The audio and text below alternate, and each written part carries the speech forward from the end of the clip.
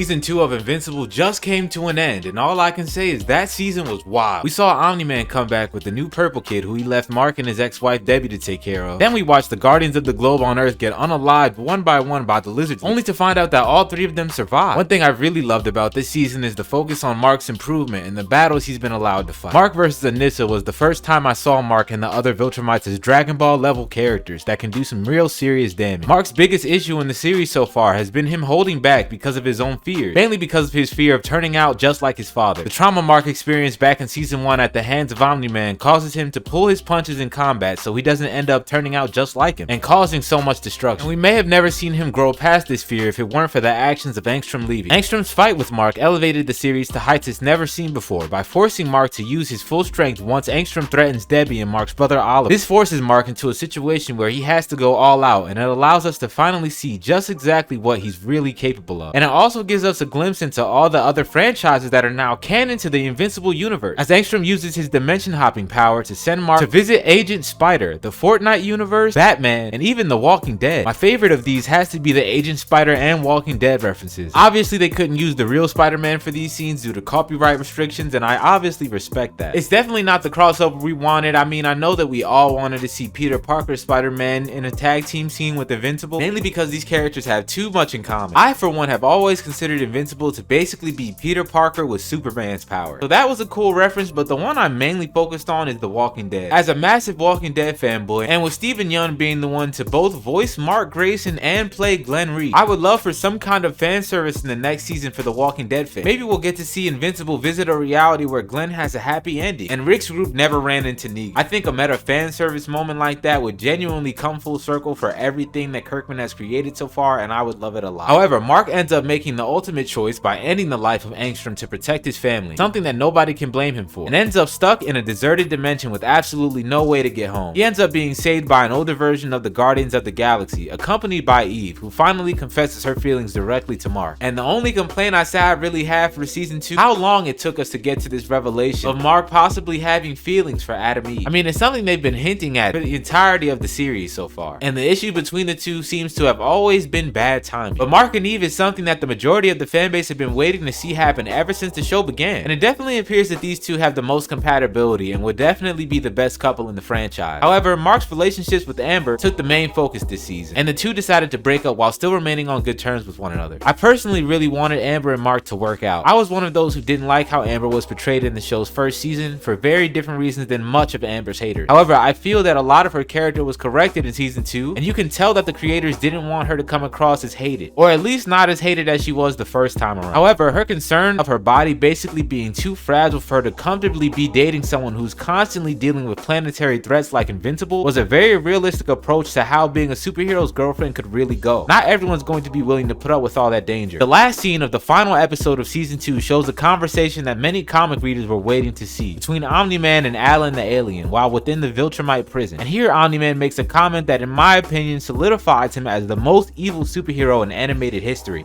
I miss my wife.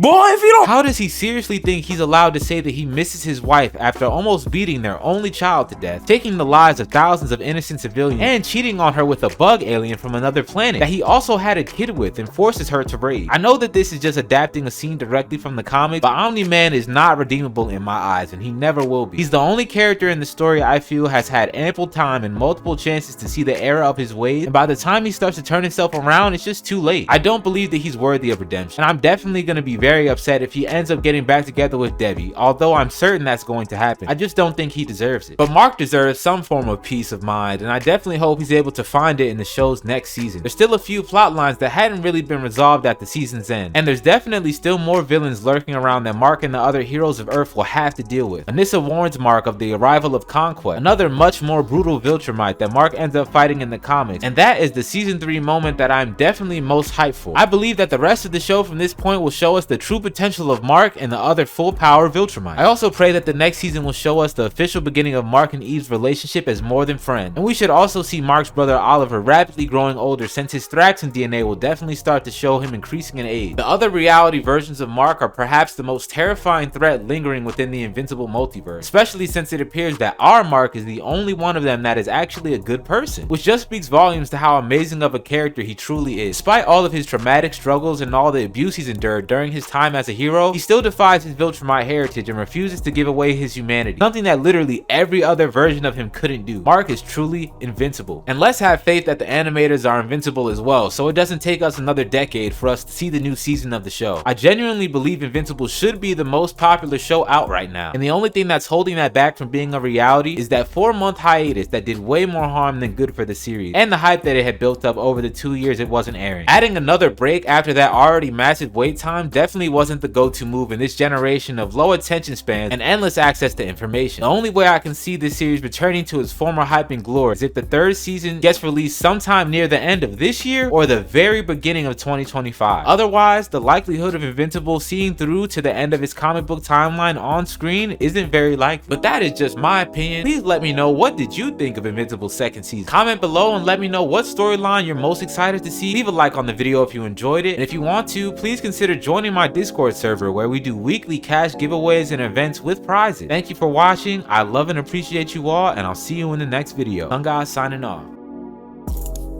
I come in clutch like a genie.